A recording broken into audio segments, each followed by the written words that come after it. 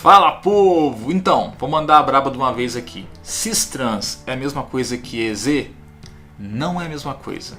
Eles podem e vão convergir em boa parte dos casos, mas existem situações em que EZ e cis-trans não vão bater em termos de definição e nomenclatura. O pessoal fala geralmente, o cis corresponde ao Z e o trans corresponde ao E. Corresponde em termos de definição básica e elementar em que eles convergem. O que acontece com cis-trans e EZ? Os dois são casos de isomeria geométrica, onde eu tenho uma dupla ou um ciclo, algo que não permite que a ligação rotacione, e aí eu vou ter posições fixas para o ligante de um carbono da dupla e para o outro carbono da dupla ou do ciclo. Nesse caso aqui é um ótimo exemplo de livro de ensino médio que você vai ver em todo lugar, que é o But2N. O que acontece com o cis-trans, que é o que eu vou usar aqui, que é o mais comum de aparecer em ensino médio? Os dois grupos ligados em um carbono tem que ser igual aos dois grupos ligados no outro carbono, na letra fria da lei. Então eu tenho que ter CH3 e H de um lado e CH3 e H do outro, para poder ter o caso de cis-trans rigorosamente falando. O pessoal às vezes aproxima isso e que na verdade acaba caindo no EZ. Mas o que acontece? Se os grupos aqui no caso, o CH3 e o CH3, vou olhar eles, estiverem do lado oposto desse plano da dupla, eu vou ter uma isomeria trans.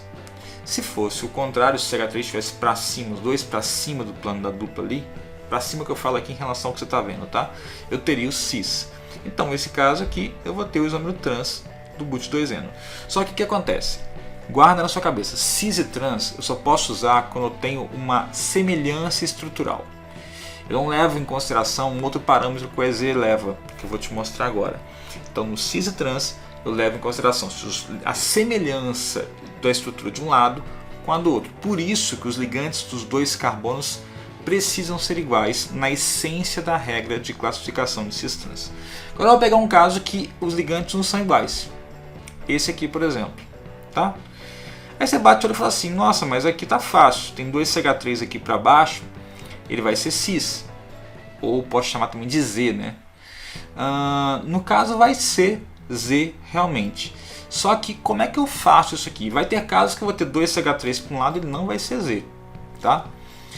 A análise aqui do EZ ela leva em consideração o número atômico dos átomos ligados aos carbonos da dupla ou do ciclo. Então, vamos ver aqui, ó. Desse carbono que está ali da esquerda, eu tenho um cloro que tem Z17 e um carbono que tem Z igual a 6. Eu olho primeiramente o átomo ligado diretamente ao carbono da dupla. Então, o cloro vai trucar o carbono ali. Então, ele é o maior Z ligado àquele carbono. Do outro lado, eu tenho carbono e carbono. O que eu faço, mano? Bom, dá empate. Z igual a 6, Z igual a 6. Aí eu vou olhar os próximos átomos ligados ao carbono. No CH3 aqui de baixo, só tem hidrogênios ligados, são Z igual a 1. Lá no carbono de cima eu tenho dois hidrogênios ligados, tem Z igual a 1, mas tem um C ligado nele também, que tem Z igual a 6. Então, o grupo de cima, o grupo etil, vai ganhar prioridade do outro lado. Então, os grupos com maior número atômico estão do mesmo lado do plano da dupla?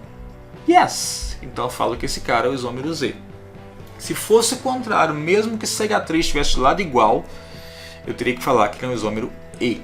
Então, EZ leva em consideração o critério de número atômico, tá? Que é um critério bem estabelecido. O cis-trans leva a similaridade estrutural como critério.